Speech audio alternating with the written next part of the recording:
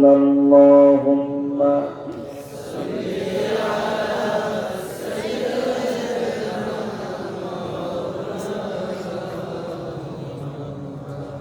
وعلى آل سيدنا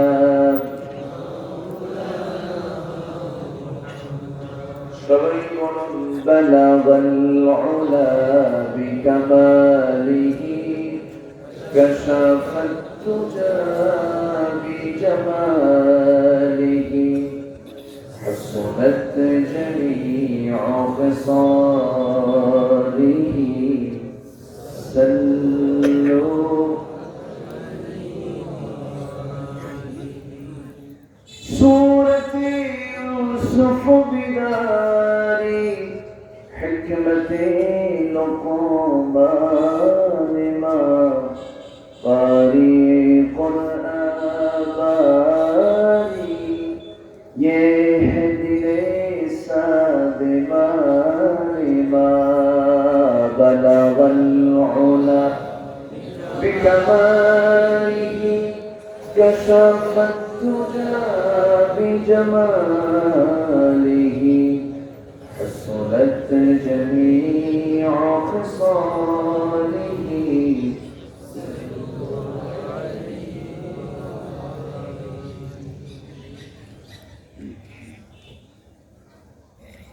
ঢাকা অঞ্চলে নরসিংদী জেলার পলাশ উপজেলা খিলপাড়া কান্দাপাড়া মাহফিল ইন্তেজাম কমিটি কর্তৃক আয়োজিত ঈদগাহ মাঠে অনুষ্ঠিত 3 দিনব্যাপী ইসলাম মহাসম্মেলন আজকের এই সমাপনী দিবসে সম্মানিত সুযোগ্য সভাপতি জনাব সামিউল হাই সাবেক, আজকের প্রোগ্রামে অনারেবল চিফ গেস্ট জনাব ইসাদ চৌধুরী, উপস্থিত হাজারাত উলামায়ে কেরাম, ফদলায়ে ইজাম, সুশীল সমাজ, জাতির শ্রেষ্ঠ সন্তান, শিক্ষক মন্ডলী, জাতির বিবেক সাংবাদিকবৃন্দ, প্রশাসনের দায়িত্ব নিয়োজিত কর্মকর্তাবৃন্দ, সামনে উপস্থিত দূরে কাছে বিভিন্ন স্থান থেকে ছুটে আসা কালেমার ঝান্ডাবাহী, তাওহীদের পতাকাবাহী, দ্বীন ইসলামের নওশারুল বীর মুজাহিদ, প্রাণ প্রিয় সম্মানিত দিনী ভাইরা, আড়ালে বসে আছেন শ্রদ্ধেয়া সম্মানিত মা বোন। আলোচনার সূচনায় আনুষ্ঠানিকতার মধ্য দিয়ে আমার পক্ষ থেকে আবারও দিল খোলা সালাম, আসসালামু আলাইকুম ওয়া রাহমাতুল্লাহি ওয়া বারাকাতুহু। সবাই কেমন আছেন? জি, আমাকে প্রশ্ন করেছেন। জি, এটা তো ভালোবাসা, তাই না? এটাই তো ভালোবাসা। আমরা হিংসা চাই না ভালোবাসা চাই? এর আগের আলোচক কিসের বস করে গেলেন? হিংসা মুক্ত জীবন করার জন্য কি করণীয়? আমরা হিংসা চাই না ভালোবাসা চাই? ভালোবাসা। ভালোবাসার একটা বহিঃপ্রকাশ আপনি আমাকেও জানতে চাইবেন আমি কেমন আছি। আল্লাহ পাক আমাকে অনেক অনেক অনেক ভালো রেখেছেন, আলহামদুলিল্লাহ। দেখার জন্য দুটো চোখ, শোনার জন্য দুটি কান, কাজের জন্য দুটো হাত, চলার জন্য দুটো পা, বোঝার জন্য স্মৃতিশক্তি, মস্তিষ্ক বিকৃত, হাত নাই, পা নাই, চোখ নাই, নাক নাই, বাক শক্তি নাই, এমন লোক আছে না নেই? আজকের ওটা না ছেড়ে নাই। আল্লাহ রহমতে তার চেয়ে অনেক বেশি ভালো আছে। বলি আলহামদুলিল্লাহ। সম্মানিত ভাইয়েরা, ভালো থেকে সুস্থ থেকে নিরাপদে থেকে আসতে পেরেছি সবচেয়ে বরকতপূর্ণ একটি জায়গায় কোরআনের মাজলিসে আমরা এসেছি, বলি আলহামদুলিল্লাহ। এই সমস্ত জায়গায় সবাই বসতে পারে না, আসতে পারে না, আসতে তো পারে না, আবার মানুষ যেন আসতে না পারে এই পথ বন্ধ করে দেয়, আসে না নাই? সবাই এই থেকে আসতে পারবে না, কারণ আল্লাহ পাক দুটো ডিপার্টমেন্ট ঢুকেছেন মরার পর, একটা জান্নাত আরেকটা কি ডিপার্টমেন্ট। কয়টা? দুইটা। মুমিন জান্নাত পাবে, আর মুমিন ছাড়া তারা সব কোথায় পাবে? জাহান্নাম পাবে। ফাসিক, জানি, মুশরিক, কাফির, অনেকগুলো ক্লাস আছে। আর জান্নাতে যাওয়ার ক্লাস কয়টা? একটা। মুমিন কোথায় পাবে? জান্নাতের ডিপার্টমেন্টে এসে থাকবে। তো মুমিনরাই তো কোরআনকে ভালোবাসবে, বাকি সবাই কোরআনকে ভালোবাসবে পারবে। আমরা আসতে পেরেছি এমন একটি সুন্দর আয়োজনে, বলছি আলহামদুলিল্লাহ। আবার বলছি আলহামদুলিল্লাহ। চিৎকার মেরে বলছি আল্লাহুম্মা ইন্নী আসআলুকা আল হুদা ওয়াত তুকা ওয়াল আফাফা ওয়াল গিনা। সবাই বলি আল্লাহুম্মা লাকা আসলামতু ওয়া বিকা আমানতু ওয়া আলাইকা তাওয়াক্কালতু ওয়া ইলাইকা আনাবতু ওয়া বিকা খাসামতু। আমরা আল্লাহ তাআলার শুকর আদায় করে দিলাম। সম্মানিত ভাইরা, আমরা যে কিতাব নিয়ে বসেছি, এই কিতাব সবাই বুঝবেও। কোরআন বুঝতে গেলে বুঝতে হবে মাথা দিয়া না দিল দিয়া? ভালো করে বলবেন, মাথা দিয়া না দিল দিয়া? নাযালনা আলা কলবিক, রাসূল আমি আপনার দিলের উপরে কোরআন নাযিল করেছি। এজন্য অনেকে কোরআন বুঝতে গেলে বুঝতে পারে না, বুঝতে চায় না, কারণ বোঝার মতো যে চেতনা এটা তার মধ্যে নাই। এরকম লোক আছে না নাই? কোরআন কারা বুঝবে? যার মধ্যে মোটামুটি তিনটা জিনিস থাকবে। কয়টা জিনিস? আল্লাহ তাআলা বলেন ইন্না ফি যালিকা লাযিকরা লিমান কানা লাহু কলবুন আও আলকাস সামআ ওয়া হুয়া শাহীদ। জোরে বলুন আল্লাহু আকবার।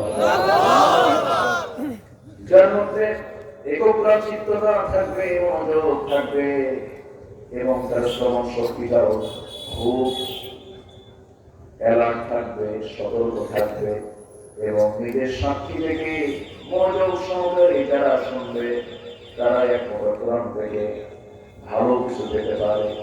আল্লাহ এটা পরিপূর্ণ বাণিজ্য বলছেন وَإِذَا قُرِئَ الْقُرْآنُ فَاسْتَمِعُوا لَهُ وَأَنصِتُوا لَعَلَّكُمْ তুরহামুন। জোরে বলুন আল্লাহু আকবার।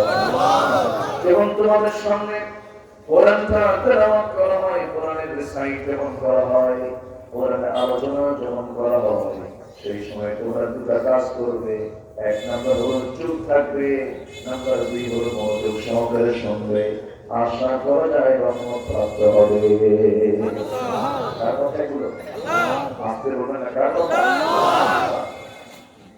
এই কিতাবে স্বতন্ত্র দিক অনেকগুলো আছে, আমি তো এই সময় পাবো না। স্বতন্ত্র দিক বলতে এক নম্বর দিক হলো পৃথিবীর সব কিতাব হলো এই কিতাব, আর কোরআন হলো ওই কিতাব। কোরআন কি কিতাব? ওই কিতাব। হাজার কিতাব না জালিকাল কিতাব? জালিকাল কিতাব। অথচ আমরা কোরআন পড়তেছি এই জায়গায়, কিন্তু আমরা পড়তেছি কি বলেন? কোরআন পড়তেছি এই জায়গায়, কিন্তু বলতেছি কি হাজার কিতাব না জালিকাল কিতাব? জালিকাল কিতাব। তাহলে বোঝা যাচ্ছে পৃথিবীর সকল বই, সকল কিতাব হলো এই কিতাব। দিস দুনিয়া মানুষের রচনা করা, অপূর্ণ, অসম্পূর্ণ, অসমর্থ, শূন্য, কিন্তু একমাত্র যে কিতাব যার মধ্যে কোনো অপূর্ণতা নেই, অসম্পূর্ণতা নেই, অসামঞ্জস্যতা নেই, অপ্রাসঙ্গিক কোনো কথাও নাই, অতিরিক্ত কোনো আলোচনাও নাই, সেটা এই কিতাব না ওই কিতাব?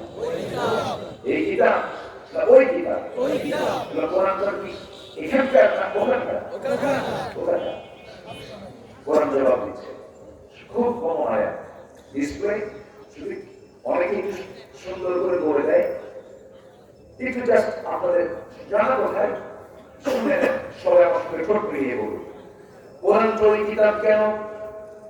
আল্লাহ তাআলা কোরআনের পরিচয় দিয়ে দিচ্ছেন, বাল হুয়া কুরআনুম মাজিদুন ফি লাওহিন মাহফুজ। কোরআন হলো লাওহে মাহফুজে সংরক্ষিত একটি কিতাব।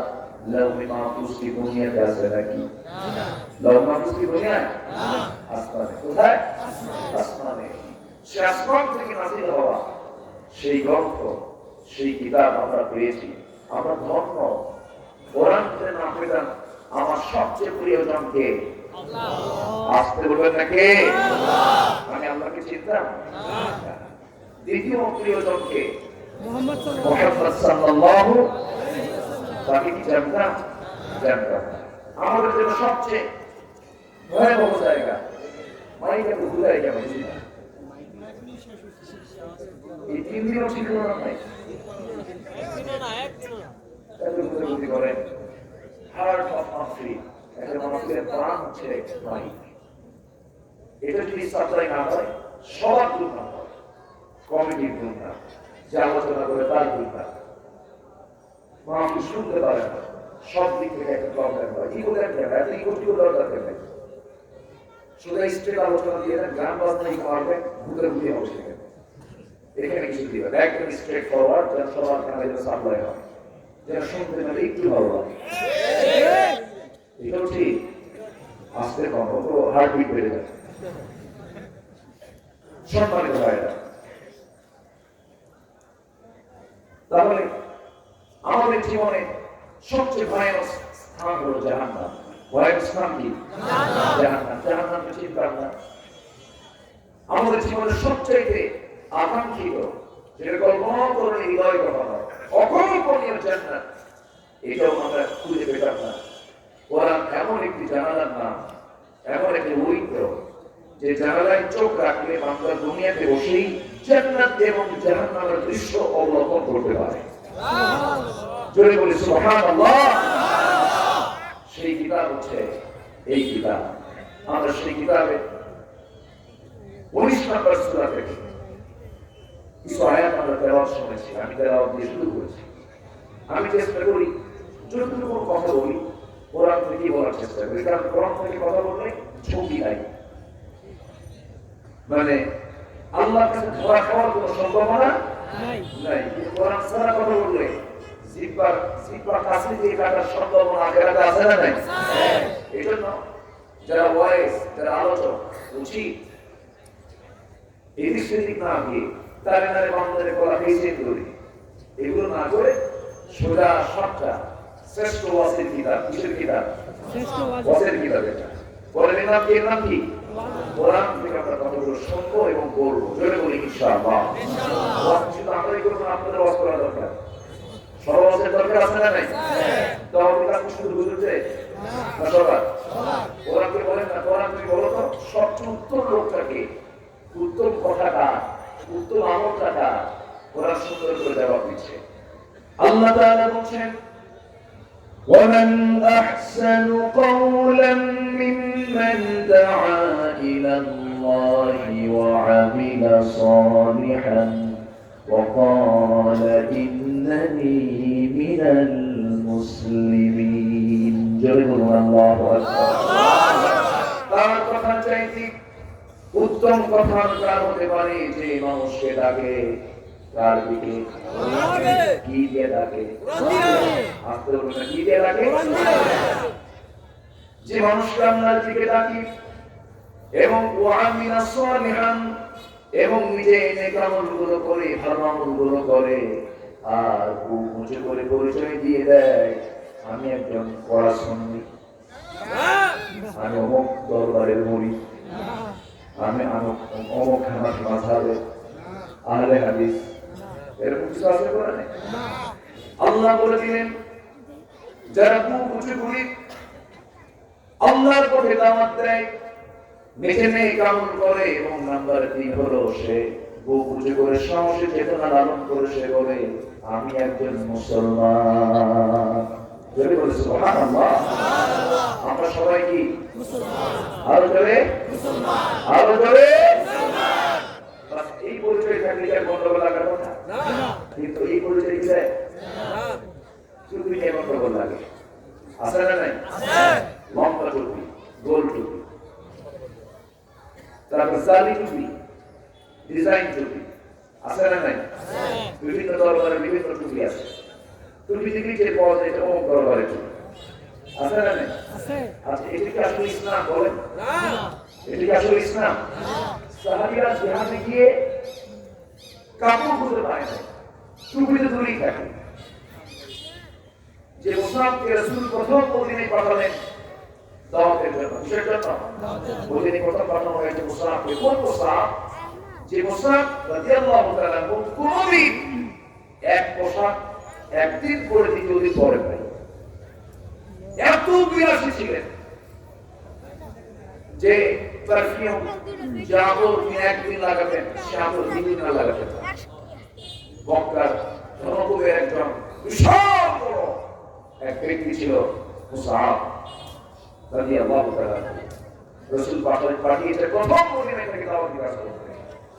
উহুদ যুদ্ধের দিন যুদ্ধের দাগ চলে এলো, হিজরত করে গেছেন তো উহুদের ময়দান, আহারে যুদ্ধ শুরু হয়ে গেছে। মাথায় টুপি আসবে কখন? গায়েটা বস্তু করিত নাই।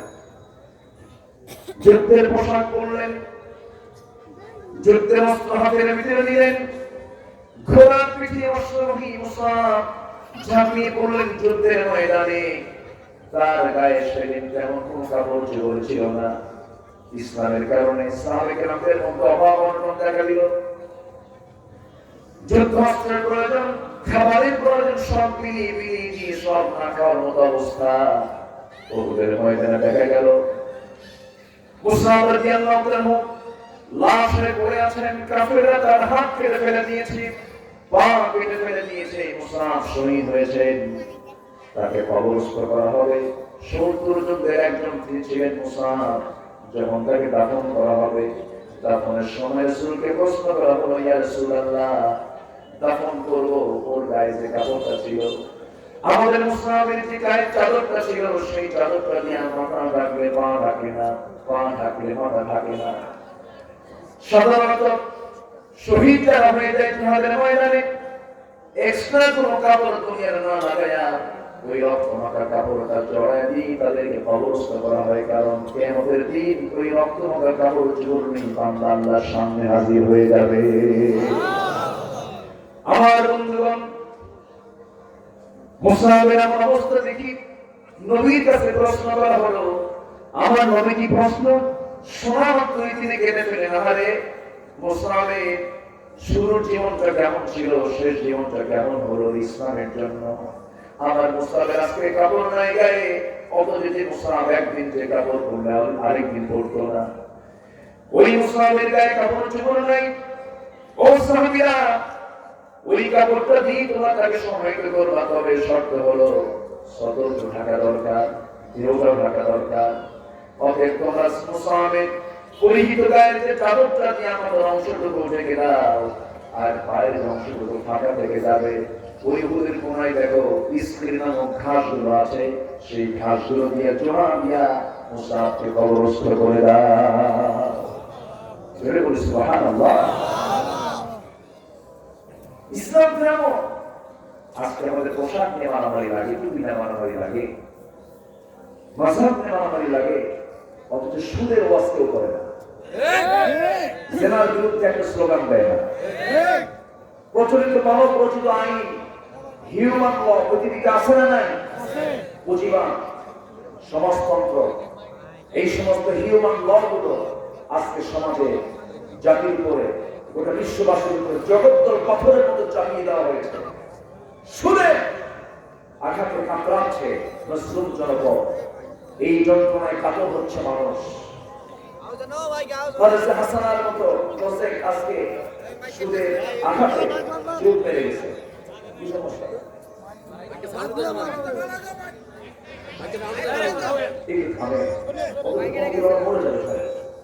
একটু দেখেন, চেষ্টা করেন আমার কানটা একটু ঠিক রাখেন আর ওদের কানটা একটু ঠিক রাখেন। বাইরে যা আছে থাকুক, বাইরে যা আছে থাকুক, অন্তত ওনার কান এবং আমার কান, শ্রোতা এবং বক্তার কানটা একটু অন্তত ঠিক রাখেন।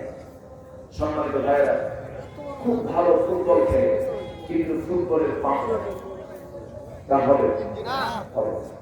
খুব ভালো ক্রিকেট খেলে কিন্তু ব্যাট খারাপ, কাজ হবে কাজ হবে না। এটা খেয়াল করতে হবে। আগামী দিনে কখনো এই ভুলগুলো করবে না। জনগণ যদি রিপোর্ট করে শুনি না, তাহলে সমস্যাটা হবে। আমি তো বলতেছি না, জনগণ আমি ঠিকই আছে, আমার মাইক না দিলেও চলবে, অন্তত তাদের কানে দিয়ে দেয়। এখন কি শোনা যায়? এখন শোনা যাচ্ছে না। সেকেন্ড করি লা ইলাহা ইল্লাল্লাহ, আরো জোরে লা ইলাহা। এখন কি শোনা যায়? এখন আসছে? ও আসছে। বলি আলহামদুলিল্লাহ। জোরে বড় করে আবার যেতে পারে। কি বলি সম্মানিত ভাই, আলোচনার ভিতরে খুব সুন্দর কথা হয়। চরম প্রবলেম, চরম। এখন কি শোনা যাচ্ছে? বলি আলহামদুলিল্লাহ। আর কোনো গুদাগুদি করবেন না, রাখবেন। এটি কি মুখের মধ্যে নেব? হাত ধরে আশ্চর্য, মুখ থেকে মিনিমাম 4 থেকে 5 ইঞ্চি দূর থেকে কথা বলবো আমরা, কারণ এটা আর্থিক আছে না? নেই আছে না? কি বুঝছেন? এটাকে সেইভাবে স্টার্ট করবে। আচ্ছা, এখন শোনেন, তাহলে সুদের রস দরকার না টুপির রস দরকার? বলেন, সতর্ক করবো টুপি নিয়ে না সুদ নিয়ে? সুদ নিয়ে কোনো কথা নাই, বরং সুদ করে দাঁড়িয়ে জঙ্গলের মতো পেট খায়, পেট রস বানায়। আছে না নয়? দেখেন না কাজগুলো কেমন মোটা, পেটগুলো তো মাশাআল্লাহ পুরো করে হয় না, হয় পেটা বেশি। আছে না নাই? ফতুয়ার দিকে আমরা আছি, কিন্তু আসল কাজ আমরা নাই। সুদ আজকে সমাজে এমন হারে বেড়েছে, মানুষ আর খরচ দেয় না। সুদ থেকে খরচ থাকবে না তো? তার সুদের বিকল্প হলো যাকাত। সুদের বিকল্প কি? যাকাত থাকবে যেখানে, সুদ থাকবে না সেখানে। কথায় কথা বলে অনেক দূর চলে গিয়েছিলাম। তাহলে আমরা মূল কাজে থাকবো, আমরা ভ্রাতৃত্ব তৈরি করবো। জোরে বলি ইনশাআল্লাহ। দাড়ি কারো নাই, কেউ দাড়ি রাখতে পারে নাই, আপনি তাকে ফাঁসে করে দাড়ি দিবেন, এটা কি সমাধান? না। একটা লোকের গায়ে ধীরে ধীরে কাপড় ছিল না, আপনি তাকে দিলেন ফতুয়া ফাঁসে করে দিলেন, এটা কি সমাধান? না। আমার বলে যে এরকম করেছেন? আমার বলে যে কাছে টেনেছেন, কাছে টেনে নিয়ে বুকের মধ্যে আলিঙ্গন করে নিয়েছেন। যুবকদেরকে রাসূল সবচেয়ে বেশি পছন্দ করতেন। এক যুবক আনন্দ নবীর বয়ান শুনছিলেন, পাশে দাঁড়ায়া দাঁড়ায়া আনন্দ নবী তাকে দেখলেন, বসার কোন জায়গা তিনি পাচ্ছিলেন না। যুবক আনন্দ নবী সঙ্গে সঙ্গে বললেন, যুবক তোমার নামটা কি? মেঘদাদ। আমার নবীজি বললেন, ও মেঘদাদ, তুমি বসার জায়গা পাচ্ছ না, আমার গায়ের চাদরটা দিচ্ছে। আমার রাসূল তার নিজের গায়ের চাদর তার দিকে আগে নিয়ে বলেন, মেঘদাদ আমি তোমাকে বসার জন্য আমার গায়ের চাদরটা বিছাইয়া দিলাম। সুবহানাল্লাহ। ব্যবহার কিসের পরিচয়? ইসলাম তেমন একটি ধর্মের নাম, হাসি দিয়েও সব পাওয়া যায়। সুবহানাল্লাহ। একটা মুসলিম হাসি দিবেন, এটাও সব। অতএব একটা মানুষকে গালি নাও, আপনি মুনাফিক বললেন, ফাসিক বললেন, আপনি যে ফাসিক হয়ে বলবেন না তার গ্যারান্টি ঠিক কি না বলেন? আপনি একজনকে ফাসিক বলে মুনাফিক বলে গালি দিলেন, আপনি যে শেষ নিঃশ্বাস ত্যাগ করার আগে ঈমান নিয়ে বলবেন তার গ্যারান্টি। ওকে, আমরা হার্ড লাইন ধরবো না, আমরা সফট লাইন ধরবো, অহংকার করবো না। যখন দেখবেন কারো অহংকার বিরাজ করছে, ভাববেন জোর অবস্থা, ওই যে মাথা চুল নাই যে কানাডা থেকে ঘুরে আসলো, দূরের স্থান হলো না, ওদের নাই ওর মতো অবস্থা হবে। এত বুদ্ধি মাথায়, বুদ্ধি ঠালায় মাথা হলো একদম ইন্টারন্যাশনাল এয়ারপোর্ট, ঠিক না? 3 মাস করে কিসে থেকে শুরু করলো বুঝলে? 3 মাস নাইট পাইলে অটো চলে, কি চলে? অটো চলতেছে, চলতে চলতে আলেমদের বিরুদ্ধে যখন তুমি গালি গালাজ দিবা, ভাবতে হবে তোমার ধ্বংস খুব সামনে, ঠিক না? সম্মানিত ভাই, এই জন্য কথা আগে না চিন্তা আগে, কথা আগে না চিন্তা আগে। জ্ঞানী মানুষ কথা বলার আগে চিন্তা করে নেয়। গায়ের একটা আপনি পেটে আঘাত করলেন, তরবারিতে আঘাত করলেন, এই আঘাত মুছে যায়, হেরে যায়, কিন্তু আপনি কথা চিন্তা দিয়ে আঘাত করেছেন, সারা জীবন থেকে না। এই জন্য আল্লাহ পাক বলছেন ওয়াকুলু কওলান সাদীদা, সোজা কথা বল, সুন্দর করে কথা বল, বিনয়ী হয়ে কথা বল। আমার রাসূল যদি পড়া হতে কেউ কি তার কাছে আসতো? আমার নবী এত নরম ছিলেন। فبما رحمة من الله لنت لهم ولو كنت فظا غليظ القلب لانفضوا من حولك فاعف عنهم واستغفر لهم وشاورهم في الأمر فإذا عزمت فتوكل على الله. جل الله أكبر. এরসুল আপনি যদি রূঢ় আচরণ হতেন, মেজাজ মানুষ হতেন, কথার ভারসাম্য যদি না থাকতো, চলাফেরার ভারসাম্য যদি না থাকতো, আপনি যদি হাসি মুখে যদি কথা না বলতেন, চোখ রাঙায় যদি কথা বলতেন, কোন মানুষ আপনার কাছে বিরত না। আমি আল্লাহ আপনাকে এত বিনয়ী করে দিয়েছি, মানুষ মধুর চাকে যেমন মৌচাক বসে থাকে, আপনার চতুর্পাশে মানুষগুলো বসে যায়, যদি বলি সুবহানাল্লাহ। এই জন্য আমরা অহংকারী হব না বিনয়ী হব? অহংকার হব না বিনয়ী হবে? বিনয়ী হতে হবে। আল্লাহ তাআলা আরেক জায়গায় বলছেন রহমানের বান্দারা কেমন হবে? অনেকগুলো গুণ নিয়ে এসেছে। আল্লাহ পাক 1 নম্বর গুণের কথা বলেছেন وعباد الرحمن الذين يمشون على الأرض هونا وإذا خاطبهم الجاهلون قالوا سلاما. جل الله أكبر. রহমানের বান্দারা জমিনে চলাফেরা করবে অত্যন্ত বিনয়ী হয়ে, এবং তারা যখন মূর্খদের সামনে যখন চলে যাবে সেই সময় তর্ক করবে না, বেহুদা কোনো কথা বলে তার পজিশনটা নষ্ট করবে না, শুধু তাদেরকে একটা সালাম দিয়ে আসতে করে সেখান থেকে সে বিদায় নিয়ে নেবে।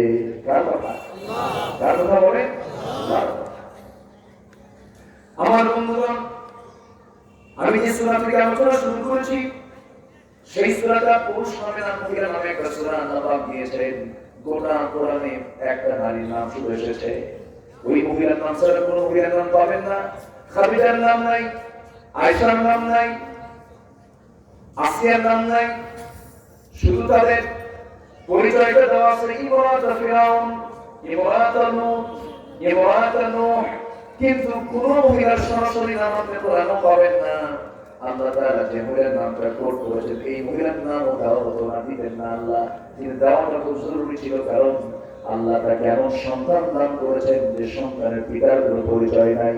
ওই সন্তান পরিচয় পেয়েছেন, পরিচয় দিয়েছেন পিতার দিক থেকে না মাতার দিক থেকে, মায়ের দিক থেকে। ঈসা ইবনে মারইয়াম, ঈসা ইবনে মারইয়াম। এই জন্য মারইয়াম শব্দটা এসেছে। আল্লাহ পাক এই নারীর নাম কোরআনে শুধু কোটই করেন নাই, তার নামে সূরার নামকরণ করেছেন। আবার এত সম্মানিত একটা পরিবার, এত সম্ভ্রান্ত একটা বংশধর, শুধু তার নামে সূরা নাই, তার বাপের নামও সূরা আছে।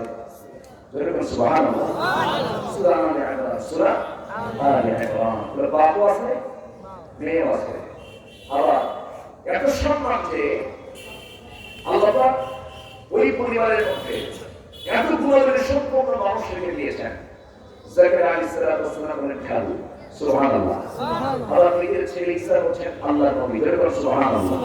সব দিক থেকে এই পরিবারকে নাম দিয়েছেন কে? আল্লাহ। আল্লাহ তাআলা আরেক জায়গায় বলছেন ইন্নাল্লাহা আসতাফা আদাম ওয়া নূহা ওয়া وآل عمران على العالمين আদম কি নূহ কে ইব্রাহিম কে আলে ইমরান কি গোটা পৃথিবীবাসীর উপরে মর্যাদা দিয়েছেন কে আল্লাহ বলবেন না কে এত সম্মান দেওয়ার কারণ হলো তাকওয়া এত সম্মান দেওয়ার কারণটা কি তাকওয়া এর ভিতরে তাকওয়ার পরিমাণ সবচেয়ে কম না সবচেয়ে বেশি সবচেয়ে কম না সবচেয়ে বেশি যখন আল্লাহ তাকে সন্তানের মা বাবার সিদ্ধান্ত নিয়েছেন তিনি বললেন লাম ইয়ামসাসনি বাশার কোন পুরুষ আমাকে স্পর্শ করেনি ও উঁচু করে বলছেন যে সতীত্বের সার্টিফিকেট নিজে দিচ্ছে আল্লাহু আকবার এখন কলেজ স্কুল আর ভার্সিটি বলো মেয়েরা তো সাথে খুব উঁচু করে বলতে পারবে কোন পুরুষ আমাকে তালাশই করে নাই বলতে পারবে আস্তে বলতে পারবে শুধু এখন কাজ হয় শুধু এখন কি কাজ হয় না কিছু হয় গাছের গোড়ায় চোলায় চোলায় আছে না নাই সকাল থেকে সন্ধ্যা কিসের দিকে আসবে আল্লাহই জানে জোরে করে নাউযুবিল্লাহ এগুলো কি চলে আড়ালে না প্রকাশ্যে আস্তে করে আড়ালে না প্রকাশ্যে আজকে প্রহার কোনা আড়ালে হয় না প্রকাশ্যে হয় এরপরেও এগুলো দেখে বলে এইগুলো প্রগতি এটা কি প্রগতি উন্নতি এটাই হলো আপডেট যার জীবনে যে যুবকের জীবনে একটা গার্লফ্রেন্ড একটা জীবন হলো যার জীবনে একটা বয়ফ্রেন্ড নাই যে মেয়ের জীবনে তার একটা জীবন হয়ে যায় আজকে সমাজে চিত্রটা আজকে এরকম রূপ নিয়েছে কেন জানেন এর মূল কারণ হলো মারিয়ামের চরিত্র আজকে সমাজে না ঠিক না আল্লাহ সূরা ইউসুফ দিয়েছেন সূরা মারিয়াম দিয়েছেন গোটা পৃথিবীর নারীকে আল্লাহ বলেছেন তুমি মারিয়ামের মতো হও গোটা পৃথিবীর যুব সমাজকে বলেছেন তুমি ইউসুফের মতো চরিত্রবান হও আল্লাহ তাআলা এই সূরা স্পেশাল করে যুবক যুবতীদেরকে দিয়েছেন বলে আলহামদুলিল্লাহ আজকে আমাদের অনেক মায়ের আছে না আসলে বলি আলহামদুলিল্লাহ আজকে আমাদের অনেক যুবকরা আসছে যুবকরা হবে কোন নবীর মতো কোন নবীর মতো সূরা ইউসুফ তাদের জন্য একটা স্পষ্ট নিদর্শন চরিত্রকে সুন্দর করার জন্য আল্লাহু আকবার বলে আজকে সূরার নাম কি বলে তো মারিয়াম যে সূরা থেকে আলোচনা শুরু হচ্ছে হয়ে গেছে অলরেডি কোন সূরা বলেন সূরা আরো জোরে মারিয়াম সূরা মারিয়াম মারিয়ামের সন্তান আল্লাহ পাক দিয়েছেন পিতা ছাড়া ইন্না মাসালা ঈসা কামাসালি আদম আদমের ইসলাম দৃষ্টান্ত হলো আদমের মতো আদমের বাপ নাই মাও নাই কিন্তু এদিকে ঈসা আলাইহিস মা আছে কি নাই বাবা নাই এইগুলো ক্ষমতা কার আল্লাহ আসতে বলবেন না কার আল্লাহ এদিকে খ্রিস্টানরা মানে খ্রিস্টানদের মানে ওদের সঙ্গে আমাদের গন্ডগোলের মূল কারণটা কি কারণ বলে এটাই তো কারণ ওরা বলে ঈসা আল্লাহর বেটা জোরে করে নাউযুবিল্লাহ তাহলে কি মান থাকলো আর ইহুদিদের সঙ্গে আমাদের একটা চরম আকীদাগত সমস্যা সেটা হলো ওরা বলে উযাইর আল্লাহর ছেলে জোরে করে নাউযুবিল্লাহ তাহলে ওদের সঙ্গে আমাদের মিলবে বিয়ে শাদী হবে আজকে বাবা না বিয়ে শাদী হবে না বিয়ে শাদী হয় না হয় না কারো কারো কারো কারো বলে আমার স্পিকার আমার ছেলে তো কলকাতায় বিয়ে করেছে গাঙ্গুলি পরিবারে খুব ভালো মেয়েটা আমার বৌমা যখন সে ঢাকায় আসে তখন সে ৫ ওয়াক্ত নামাজ পড়ে যখন সে কলকাতায় যায় তখন সে পূজা করে এই ধরনের স্বাধীনতা আমার স্পিকার কত বড় মুফতি আজম প্রতিবাদ দিয়ে বসলেন এরকম ধরনের ধর্মে অব্যাখ্যাকারী কিছু লোক আছে না নাই আসতে বলবেন না আছে না নাই ওয়ালা তাকতুল মুশরিকাত হাত্তা ইউমিননা কোন মুশরিকা নারীকে বিয়ে করো না যতক্ষণ না সে ঈমান এনেছে ঠিক ঠিক না ঈমান না আনা পর্যন্ত বিয়ে বৈধ হবে না যারা এগুলো মানে না তারা সেকুলারকে বিশ্বাস করে তারা সেকুলারকে বিশ্বাস করে সম্মানিত ভাইরা সম্মানিত বন্ধুগণ তাহলে ইসলাম মানতে গেলে এক আনা না 16 আনা আসতে বলবেন এক আনা না 16 আনা ইহুদিদের চেতনার সাথে আমাদের চেতনার কোনো মিল নাই খ্রিস্টানদের চেতনার সাথে আমাদের চেতনার কোনো মিল নাই কারণ তাদের বক্তব্য কোরআন আল্লাহ পাক তুলে ধরেছেন وقالت اليهود عزير ابن الله وقالت المسيح ابن الله ইহুদিরা বলে ওজাইর হলো আল্লাহর ছেলে নাউযুবিল্লাহ খ্রিস্টানরা তারা বলে ঈসা হলো আল্লাহর ছেলে সম্পূর্ণ ভিত্তিহীন বাজে কথা যালিকা কওলুহুম বিআফওয়াহিহিম কল্পনা প্রসূত কথা আমরা বলে ফেলে কিন্তু আল্লাহর পরিচালনা কত সুন্দর করে দিয়েছেন এত বিখ্যাত সূরা সবার মুখস্থ আছে সবাই বলেন কুল হুয়াল্লাহু আহাদুন ইল্লাহুস সামাদ লাম ইয়ালিদ ওয়া লাম ইউলাদ ওয়া লাম ইয়াকুল লাহু কুফুয়ান আহাদ সূরার নামটা কি অনেকগুলো লেখা আছে কিন্তু পুরো পারে আছে না সবাই পারি তো নাকি সূরা পারি তো এই সূরাটা যে কোন পড়বে আল্লাহর সঙ্গে তার সম্পর্ক খুব গভীর হয়ে যায় সুবহানাল্লাহ এত দামি সূরা এটা এত দামি গোটা কোরআনের 3 ভাগের 1 ভাগ হলো সূরা ইখলাস সুবহানাল্লাহ সুবহানাল্লাহ এই সূরাটার আগাগোড়াই হলো তাওহীদের কথা কিসের কথা তাওহীদের কথা আমরা পড়ব সূরা ইখলাস বেশি করে চলে বলি ইনশাআল্লাহ এখানে কার পরিচয় পাওয়া যায় আল্লাহর পরিচয় পাওয়া যায় সম্মানিত ভাইরা কিন্তু মারিয়াম থেকে সন্তান দিয়েছেন আল্লাহ তাআলা এটা তার ছেলে নয় এটা তার সন্তান নয় তারা যা বলে ভুল কথা বলে ভ্রান্ত কথা বলে কারণ বলে ইয়াকুল্লাহু কুফুয়ান আহাদ তার সমকক্ষ কেউ নেই যিনি কাউকে জন্ম দেন নাই কাউকে জন্ম হয়ে আসেন নাই তিনি একমাত্র কে আল্লাহ তিনি একমাত্র কে আল্লাহ তাআলা সম্মানিত ভাইরা সম্মানিত বন্ধুগণ সেই সূরা মারিয়াম থেকে আমি কিছু কথা বলার ইরাদা করেছি আল্লাহ তাআলা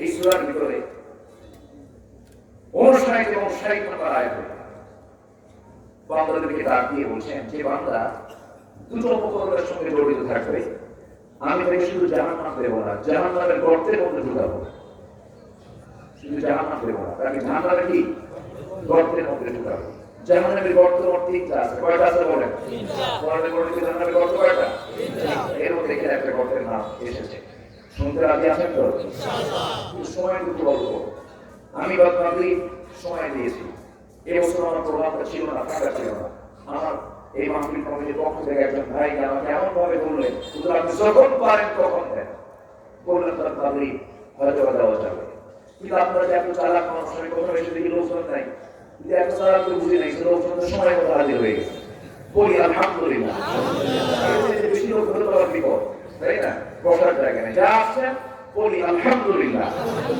বলি আলহামদুলিল্লাহ তাহলে না থাকুক যে যেখানে আসছে তারা বসবে তাহলে যে দুটি কাজের মধ্যে দিয়ে আল্লাহ পাক জাহান্নামের গর্তে ঢুকানোর ইঙ্গিত দিয়েছে সেই দুটি কাজ আমরা করবো না বাদ দেব করবো না ছেড়ে দেবো জোরে বলি ইনশাআল্লাহ জোরে বলি ইনশাআল্লাহ আসুন আমরা ভুল পয়েন্টের দিকে আস্তে আস্তে করে চলে যাচ্ছি গোসায় নিতে হয় তো যদি গোসায় নিতে হয় লোকজন ছিল না তেমন কিন্তু গোসায় নিলাম আসুন আমরা ভুল পয়েন্টের দিকে আস্তে আস্তে চলে যাচ্ছি আসান আশেপাশে হোক সমস্যা নেই ভুল এখানে মসজিদে এখন আসান হয়নি আলোচনা শেষে আসান হবে নামাজ হবে জোরে বলি ইনশাআল্লাহ পরিবর্ত আমাদের সবাই থাকবেন না আমাদের কিন্তু কিছু শ্রোতা আছে বেনামাজি শ্রোতা ওদের ওয়াজ মজা লাগে কিন্তু নামাজ মজা লাগে আছে না নাই কিন্তু ওয়াজ শুনি হুজুর ওয়াজ করে কেন্দ্রে শেষ কিন্তু হুজুর ওদের সময়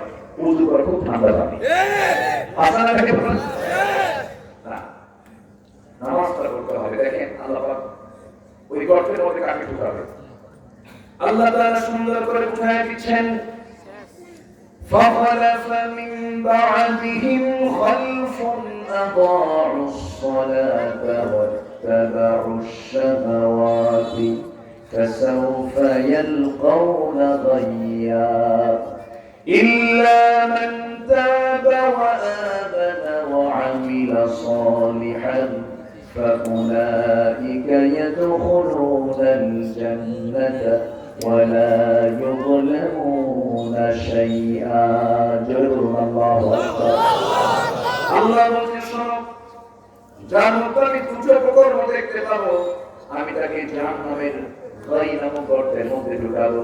ওয়াইল নামক গর্ত আছে, রাই নামক গর্ত আছে। এই রাই নামক গর্তের মধ্যে আমি দুটো অপকর্মের সঙ্গে জড়িত যারা তাদেরকে আমি ঢুকাবো। তবে তাদেরকে ঢুকাবো না যারা আমার তিনটা কাজ করে ঠিক হয়ে যাবে। কয়টা কাজ করে? তিনটা কাজ করবে যারা ঠিক হয়ে যাবে যারা, আমি তাদেরকে এমন জান্নাত দিয়ে দেবো যে জান্নাতের মধ্যে কোনো জুলুম থাকবে না। সুবহানাল্লাহ। কি থাকবে না? জুলুম থাকবে না। আজকে প্রচুর সম্পত্তির মালিক, কিন্তু জুলুম আছে না নাই? আছে না নাই? কেউ শান্তিতে নাই। হ্যাঁ, কি সমস্যা? হ্যাঁ, ও এখানে কোনো প্রবলেম নাই তো? বলে আলহামদুলিল্লাহ। আচ্ছা, তাহলে আমরা সেই দুটি অপকর্ম কি, সেই পাপ দুটি কি আমরা একটু শিখে নেই, জেনে নেই। কষ্ট হচ্ছে না আপনাদের? যেহেতু কোরআনের মাহফিল, এটা কোরআন কি কথা বলতে হবে। আল্লাহ পাক কোরআনে বলছেন, তাদের জন্য আমি ওই গর্তটা বরাদ্দ রেখেছি যাদের মধ্যে দুটো কাজ নিতে হবে। এক নম্বর হলো যারা নামাজ নষ্ট করবে। নামাজ কি করবে? নষ্ট করবে। নষ্ট দুটো কাজ। নষ্ট করে কোথা? নামাজ পড়েও নামাজ নষ্ট, নামাজ না পড়েও নামাজ নষ্ট। নামাজ নষ্ট করে কোথা? দুই কোথা। নামাজ না পড়েও নষ্ট, আবার নামাজ আদায় করে নষ্ট করে ফেলে এমন নামাজি বহু আছে। সাইয়েদনা ওমর ফারুকের সামনে একজন মুসলমান নামাজ পড়ছিলেন। নামাজের দৃশ্য তিনি দেখলেন, দেখে বললেন, ও মুসলমান, এইরকম করে তুমি নামাজ কত বছর ধরে পড়ো? 40 বছর। ওমর ফারুক বললেন, 40 বছরের টোটাল নামাজ তোমার নষ্ট হয়ে গেছে। এই নামাজ তোমার কবুল হয় নাই। সাল্লু কামা রাআইতুমুনি উসাল্লি, তুমি তেমন করে নামাজ পড়ো যেমন করে আমি রাসূল নামাজ পড়ি। এই জন্য নামাজ নষ্ট করে নামাজ পড়লে কিন্তু কোনো ফায়দা হবে না। নামাজ পড়তে হবে নামাজের মতো। নামাজের ব্যাপারে কত ওয়াজ আল্লাহ করেছেন। সূরা মুমিনুনে যান, আর সূরা আল্লাহ রাব্বুল আলামিন নামাজের ব্যাপারে বলেছেন কোন মুমিনরা কোন নামাজের সফলকাম। ওয়াল্লাযীনা হুম আলা সালাতিহিম ইউহাফিযুন ওয়াল্লাযীনা হুম লিসালাতিহিম খাশিউন। জোরে বলুন আল্লাহু আকবার। আরেক থেকে বলছেন দাইমুন, যারা নামাজে দায়েম থাকে, ইউহাফিজ থাকে, যত্নবান থাকে, খুশু থাকে, ওই সমস্ত বান্দার জন্য সফলতা। আমার বন্ধুগণ, কিছু কিছু লোক নামাজ পড়ে, রুকুতে যায় ভাবে খামাকে দাঁড়ায় লাভ কি, এই পড়ে যখন আসলে সেজদাটা দিয়েই যায়। এরকম আছে না নাই? রুকুগুলো সেজদা পা, রুকুর সেজদা দিয়ে একই জায়গা, প্রায় কাছাকাছি। তো ভাবে যে রুকুতে যখন আসছে খাবার খাবার খাওয়াবো কেন, সেজদার কামটা একসঙ্গেই পানি। এরকম আছে না? আছে না? আছে না? এটা নামাজ কি হলো? নামাজ কি হয়ে গেল? নামাজ নষ্ট হয়ে গেল।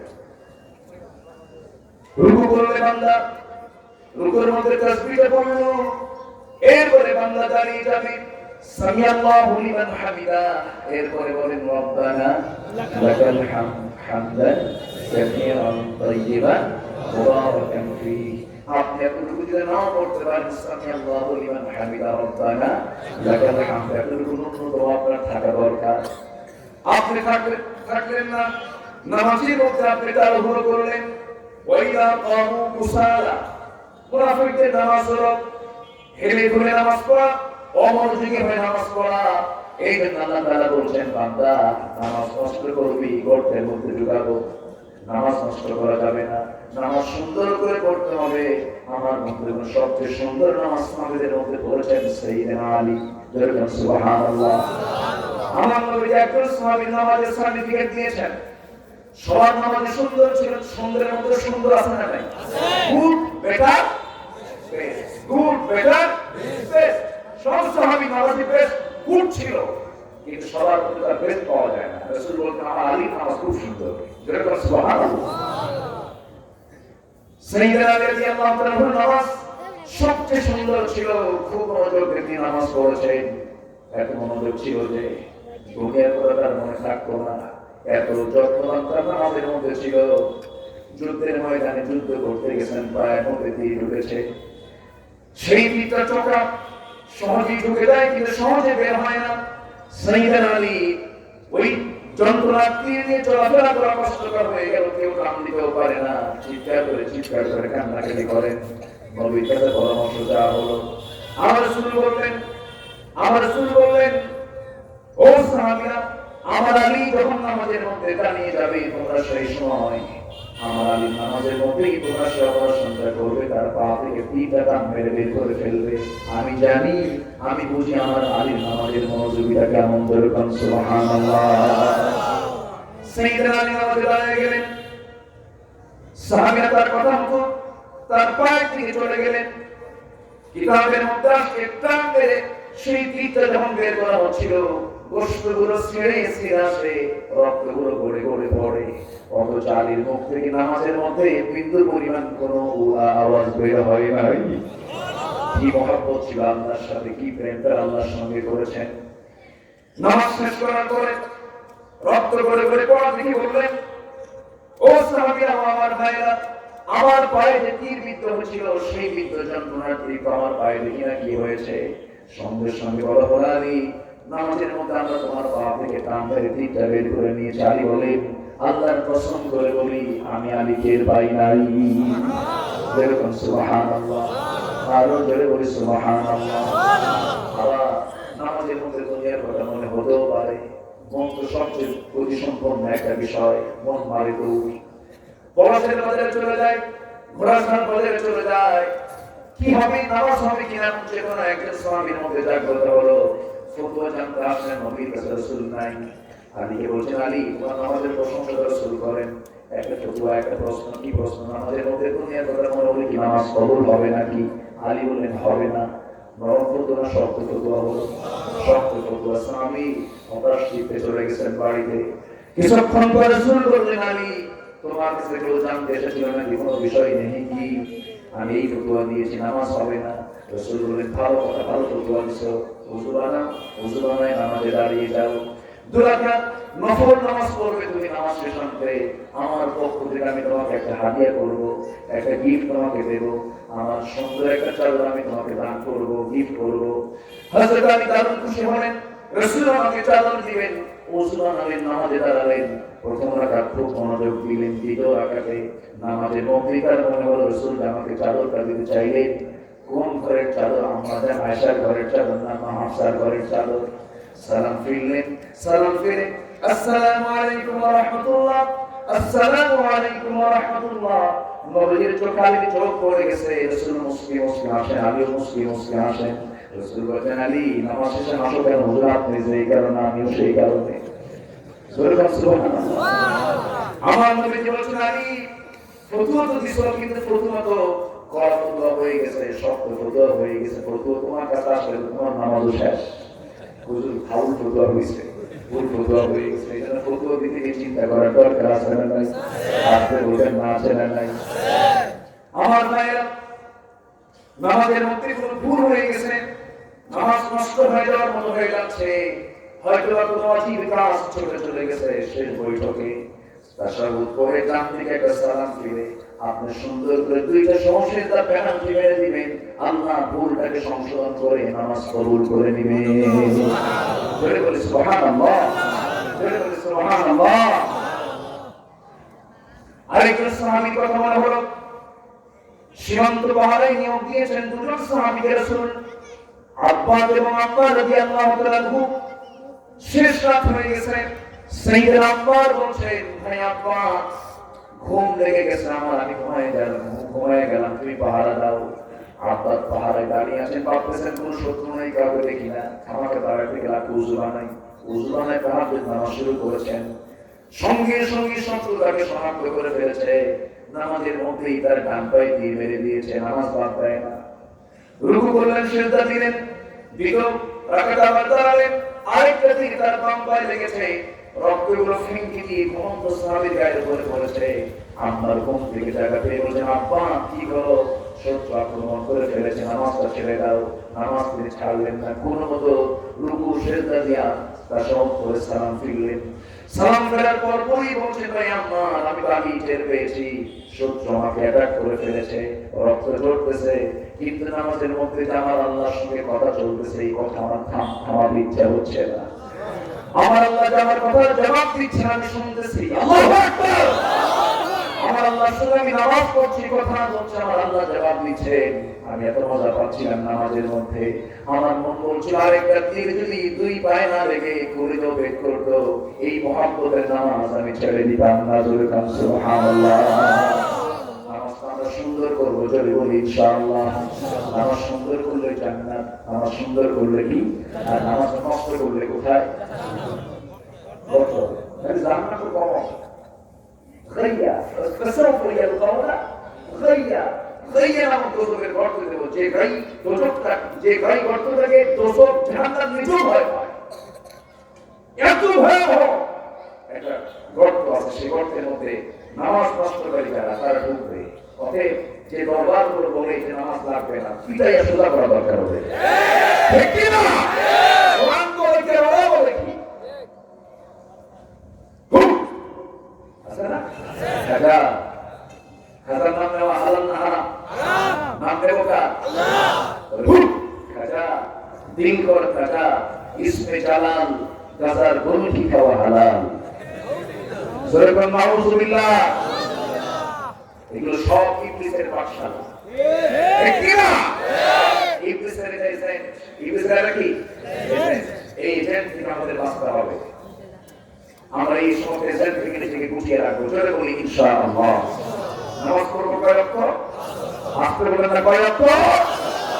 সাইয়েদনা আলী নামাজ একদিন নষ্ট করতে চাচ্ছিল। এক ইহুদি নামাজের ঠিক আগে এসে বলতেছে, আলী একটা কথা, একটা প্রশ্ন, আমি তো নামাজে ওকে একটা প্রশ্নের জবাব দিলি আমি চলে যাবো। কি প্রশ্ন? ইহুদির চিন্তা হলো এমন প্রশ্ন করবো যেমন নামাজ নষ্ট হয়। আলী একটা প্রশ্ন, কি প্রশ্ন? প্রশ্ন হলো এই পৃথিবীতে কোন কোন প্রাণী ডিম থেকে বাচ্চা হয়ে পৃথিবীতে আসে, আর কোন কোন প্রাণী সরাসরি মার পেট থেকে বাচ্চা হয়ে স্তন্যপায়ী হয়ে আসে? বলো তো, এইগুলো কি সহজ? এক কথায় হবে? চাপ লাগবে, প্ল্যান লাগবে, পরিকল্পনা লাগবে। আলী বলছেন তুমি আমার নামাজ নষ্ট করবা। তো আমি আলীও আমার তুমি কি ভাবছো জানি না, তুমি যেমন আমাকে এক কথায় প্রশ্ন করেছো, আমি তোমাকে এক কথায় জবাব দিয়ে দেবো। আল্লাহু আকবার। একমাত্র আলী যার সামনে কেউ কথাই শিখতে পারতো না। সুবহানাল্লাহ, সুবহানাল্লাহ। তিনি বললেন তোমাকে জবাব দিয়ে আমি নামাজে দাঁড়াবো, কিন্তু জবাব দিতে আমার 5 মিনিট লাগবে। আল্লাহু আকবার বলবেন না? খুবই মেধাবী ছিলেন সাইয়েদনা আলী, প্রচন্ড মেধাবী। এত মেধাবী ছিলেন, উনি ছিলেন কয় নম্বর খলিফা? 4 নম্বর। এবং 4 নম্বর খলিফার সময় সিফিনের যুদ্ধ হয়নি? সিফিনের যুদ্ধ সংঘটিত হয়েছে তার সময়। মুসলমানদের মধ্যে দ্বন্দ্ব লেগেছিল, ভীষণ দ্বন্দ্ব লেগেছিল। তাকে প্রশ্ন করা হলো, আলী বিগত 3 খলিফার আমলে কোনো গন্ডগোল লাগলো না, আপনার সঙ্গে গন্ডগোল লাগলো কেন? মানে তাকে দায়ী করার জন্য বলা হচ্ছে। তিনি বললেন প্রথম খলিফা আবু বকরের পাশে আমি আলী ছিলাম, গন্ডগোল লাগে নাই। দ্বিতীয় খলিফার পাশে আমি আলী ছিলাম, ঠিক ছিল। তৃতীয় খলিফা ওসমানের পাশে আমি আলী ছিলাম, ঠিক ছিল। আমি আলীর পরে, আমি আলী আসার পর আমার পাশে আরেকটা আলী নাই, এই জন্য কথা বলছে। এই কথা কি বুঝতেছেন আপনারা? এত মেধাবী ছিলেন, প্রচন্ড মেধাবী। তাকে কথায় কোথাও করতে পারতো না। সাইয়েদনা ওমর ফারুক থেকে ওসমান রাদিয়াল্লাহু আনহু, সাইয়েদনা ওমর ফারুক ওসমানকে নিয়ে 3 খলিফা, ওসমান রাদিয়াল্লাহু আনহু, ওমর রাদিয়াল্লাহু আনহু এবং আলী রাদিয়াল্লাহু আনহু, 3 জন হেঁটে হেঁটে যাচ্ছেন পাশাপাশি। তো 2 জন ছিলেন লম্বা, ওসমান এবং ওমর ছিলেন লম্বা, মাঝখানে আলী ঠিক খারাপ ছিলেন। হঠাৎ করে বলে ফেললেন, আলা বাইনিনা কানুনি লানা, আমাদের মাঝে আলী যেন লানা শব্দের নুনের মতো, লানা শব্দের নুনের মতো, মানে নুনটা ছোট, আমাদের মাঝে আলী একটা ছোট, একটু বাবু সাইজের, খারাপ খবর রাখে। আলী বললেন, ঠিক আছে আমি তো ছোট, তোমরা আমাকে একটু ছোট করে দিলা, ঠিক আছে ভালো, আমি ছোট, আমি নুনের কথা কোনো আলীর লাভে হবেই, তোমরা বড় বড় আসো, কিন্তু মাঝখানে আমি নুন রাখবো না, আমার তোমরা আউট করে দাও। আমি মাঝখানে নুন নাই, তোমরা লাভ হয়ে যাবে, তোমাদের কোনো অস্তিত্বই থাকবে না। আল্লাহু আকবার।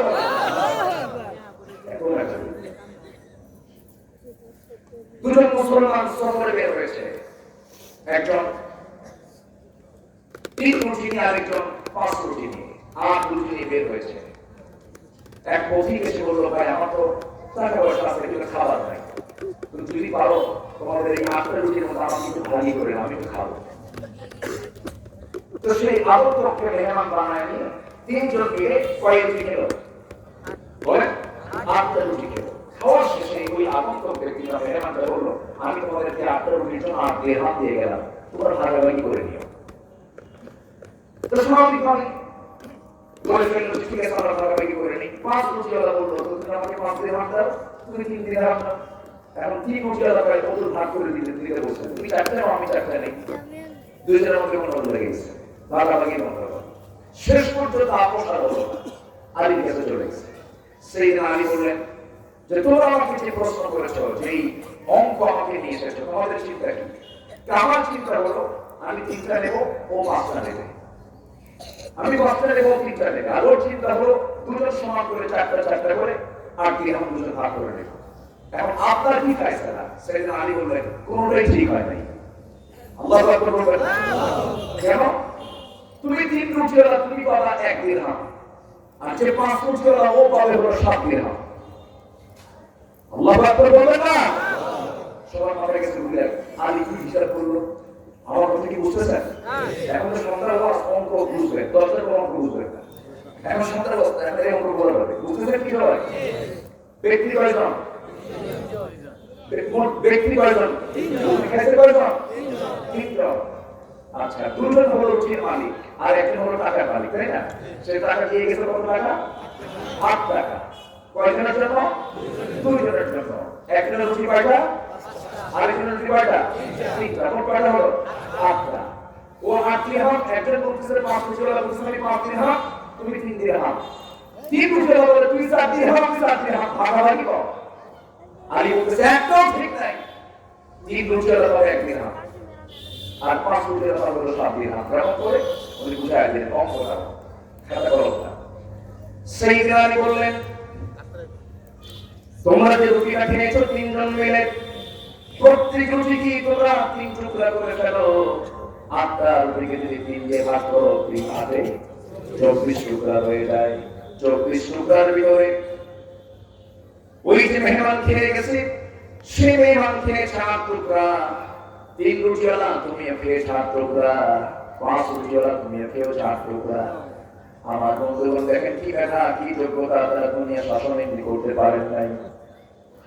কি সুন্দর করে বুঝায় দিলেন, বড় শোনো ও 3 রুটিওয়ালা ব্যক্তি, তোমার 3 রুটির মধ্যে যে টুকরা হয়েছে 9টা, আর তুমি নিজে খাইছো কয়টা?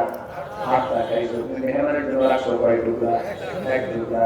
তোমার রুটির সংখ্যা হলো 5টা, তোমার টুকরা হয়েছে 3 5 এ 15। 15-এর মধ্যে তুমি খেয়েছো নিজে 8টা, থাকলো কয়টা? 7টা। তোমার রুটির 7 টুকরা, আর তোমার রুটি তোমার মালিকের রুটির 1 টুকরা নিয়ে 8 টুকরা মেহমান খেয়ে গেছে। অতএব যে দিরহামটা দিয়ে গেল 8 দিরহাম, 5 রুটিওয়ালা পাবে 7 দিরহাম, আর 3 রুটিওয়ালা পাবে মাত্র 1 দিরহাম। সুবহানাল্লাহ বলবেন না? হুজুররা অঙ্ক পারে না তো, হুজুররা কি অঙ্ক পারে? হুজুররা দুর্নীতি করতে পারে না।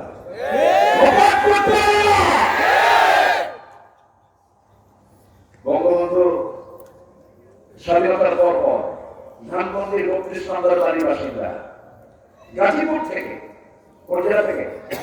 গাজীপুর থেকে 180 চাষি ইতিহাসে পেলাম, হেঁটে হেঁটে চলে আসছে ধানমন্ডির 32 নম্বর বাড়ির সামনে দাঁড়ায় গেছে। আমি নেতার সঙ্গে কথা বলবো, কেয়ারটেকার বলে সময় নাই, উপর থেকে দেখতেছে, এই দরজা করে দে। 5 টাকার আসছে, ব্যাগ নিয়ে কি নিয়ে আসছে? সবজি, মানে তুল তাদের সবজিগুলো নিয়ে বলতেছে, দেখা আমি আপনাকে খুব ভালোবাসি, এই সবজিগুলো আপনার জন্য নিয়ে আসছে। খুব খুশি, তাকে বসে আমন্ত্রণ করে খাওয়া দাওয়া বলতেছে তুমি যাচ্ছ চলে যাও, আমি তোমাকে এত কষ্ট করে আসলে আমি তোমাকে 20 টাকা দিই। অসম্ভব, আমি টাকার জন্য আসিনি, আমি সবজি বিক্রি করতে আসিনি, তো আমি আপনাকে দেখতে এসেছি, আমি এতেই খুশি, থাকে চলে যাচ্ছে। তো মনে মনে ভাবলেন যে বেচারা আমি কিছুই করতে পারলাম না, সে আমাকে এত ভালোবাসে। তো কেয়ারটেকারকে ডাকতে বলে যে 20 টাকা ও তো আমার হাত থেকে দিও না, তোর হাত থেকে তুই দিয়ে দে, চুপ করে পকেটে ঢুকে। তো পিছন থেকে ডাকতেছে, আসো নেতা তোমাকে টাকা দিতে চাইছে, তুমি টাকা নিলে না, আমার হাতে দিতে, এখন আমি কি করবো? ধরো 10 টাকা। কয় টাকা দিছে? কত? কয় টাকা নাই? কমিশন কত? 50%। কত পার্সেন্ট বলেন, কত পার্সেন্ট? দেখেন আলীর হিসাব কি আর এদের হিসাব কি, এই কথা কি বুঝতেছেন? দিল সে চোখ গরম করে বলে, তুই আমাকে